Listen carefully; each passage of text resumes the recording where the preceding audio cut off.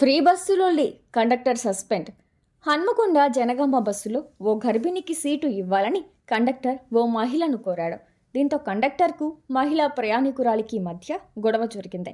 ఈ క్రమంలో ప్రయాణికురాలు మధ్యలోనే దిగిపోయింది. ఆర్టీసీ అధికారులకు ఈ విషయాన్ని ఎక్స్లో ఫిర్యాదు చేసింది. కాగా జనగామ డిపో మేనేజర్ స్వాతి విచారణ జరపకుండా సదరు కండక్టర్ను విధుల నుంచి తొలగిస్తున్నట్లు మెమో జారీ చేశారు. దీనిని నిరసిస్తూ జనగామ డిపో ముందు సిబ్బంది ధర్నాకు దిగారు.